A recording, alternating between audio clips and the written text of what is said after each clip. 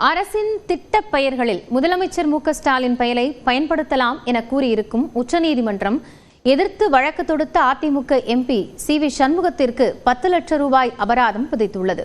உங்களுடன் ஸ்டாலின் திட்ட விளம்பரங்களில் முன்னாள் முதல்வர் கருணாநிதி, முதலமைச்சர் ஸ்டாலினின் படங்களை பயன்படுத்த சென்னை உயர்நீதிமன்றம் இடைக்கால தடை விதித்திருந்தது.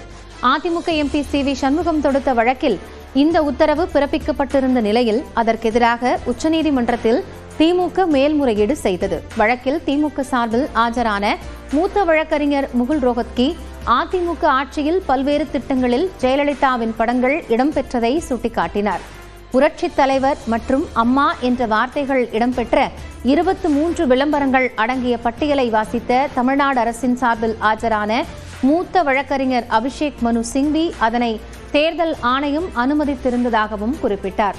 திமுக சார்பில் ஆஜரான வில்சன் பிரதமர், முதல்வர்களின் பெயர்கள் மற்றும் படங்களை பல்லாண்டுகளாக பயன்படுத்தி வருவதாகவும் அதில் எங்கும் விதிமீறல் கிடையாது என்றும் வாதிட்டார். வழக்கு தொடுத்துள்ள சி.வி. சண்முகம் முன்பு அமைச்சராக இருந்தபோது அதிமுக ஆட்சியில் 25 திட்டங்களை முதலமைச்சரின் பெயரில் செயல்படுத்தினார்கள் என தமிழ்நாடு அரசு தரப்பு வாதத்தை முன்வைத்தது. அப்போது சி.வி. சண்முகம் தரப்பில் ஆஜரான வழக்கறிஞர் மணீந்தர் சிங் அம்மா என்ற பெயர் பயன்படுத்தப்படுவதாக கூறியதை குறிப்பிட்டு அது முதல்வரின் பெயர் அல்ல என்றார். அம்மா என்றால் மதர் தானே என தலைமை நீதிபதி கவாய் குறிப்பிட்டார். அரசியல் தலைவர்களின் பெயர்களை பயன்படுத்தக்கூடாது என எங்கு குறிப்பிடப்பட்டுள்ளது என சி.வி. சண்முகம் தரப்பிற்கு உச்சநீதிமன்றம் கேள்வி எழுப்பியது. இதில் தீர்ப்பளித்த தலைமை நீதிபதி கவாய் அமர்வு, மனுதாரருக்கு அக்கறை இருந்தால் பல அரசியல் கட்சிகள் கொண்டு வந்த அனைத்து திட்டங்களுக்கும் எதிராக மனுவை தாக்கல் செய்திருக்க வேண்டும் என்றார். சி.வி. சண்முகம் தரப்பிற்கு கண்டனம் தெரிவித்து 10 லட்சம் ரூபாய் அபராதம் விதித்தும் உத்தரவிட்டார்.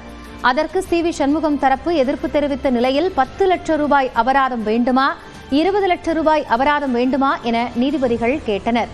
10 லட்சம் ரூபாய் அபராதத்தை உயர்நீதிமன்றத்தில் சி.வி. சண்முகம் ஒரு வாரத்தில் செலுத்தாவிட்டால் நீதிமன்ற அவமதிப்பு நடவடிக்கை எடுக்கலாம் என்றும் உத்தரவிட்டனர். உங்களுடன் ஸ்டாலின் திட்டத்திற்கான தடையை நீக்கிய நீதிபதிகள் உயர்நீதிமன்றத்தில் உள்ள வழக்கையும் தள்ளுபடி செய்தனர். அரசியல் போராட்டங்கள் மற்றும் சண்டைகளை தீர்க்க நீதிமன்றங்களை பயன்படுத்தக்கூடாது என மீண்டும் மீண்டும் கூறி இருப்பதாகவும் தீர்ப்பில் நீதிபதிகள் தெரிவித்துள்ளனர். முன்னாள் அமைச்சர் சி.வி. சண்முகத்திற்கு விதித்த 10 லட்சம் ரூபாய் அபராதத்தை தமிழ்நாடு அரசிடம் வழங்கவும் அதை மக்கள் நலத்திட்டங்களுக்கு பயன்படுத்தவும் உச்சநீதிமன்றம் அறிவுறுத்தியிருப்பதாக மூத்த வழக்கறிஞரும் திமுக எம்பியுமான வில்சன் தெரிவித்துள்ளார். அபராத தொகையாக திரு சி.வி. சண்முகம் ஒரு வாரத்துக்குள் ரூபாய் 10 லட்சம் தமிழக அரசுக்கு செலுத்த வேண்டும் என்றும் அந்த பணம் 10 லட்சம் ரூபாய் சி.வி. சண்முகம் அவர்கள் செலுத்தும் பட்சத்தில் அதை மக்கள் நலன் காக்கும் திட்டத்தில் பயன்படுத்தலாம், தமிழக அரசு பயன்படுத்தலாம் என்று அந்த உத்தரவில் கூறியுள்ளனர். அது மட்டும் இல்லாமல் அவர் ஒரு வாரத்துக்குள் அந்த பணத்தை 10 லட்சத்தை அவர் கட்டவில்லை என்றால் நீதிமன்ற அவமதிப்பு வழக்கு அவர் மேல் தொடரலாம் என்று உத்தரவிடப்பட்டுள்ளது. விஜயகாந்தின் புகைப்படங்களையோ அவர் பேசிய சினிமா வசனங்களையோ எந்த கட்சிக்காரர்களும் பயன்படுத்தக்கூடாது என்று தேமுதிக பொதுச் செயலாளர் பிரேமலதா விஜயகாந்த் தெரிவித்துள்ளார்.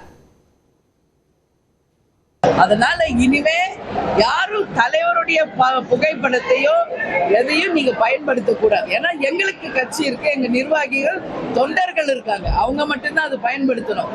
கூட்டணி அமைக்கும் போது எல்லா கூட்டணி கட்சி தலைவர் கூட போடுறீங்களா, அது எங்களுக்கு பிரச்சனை கிடையாது.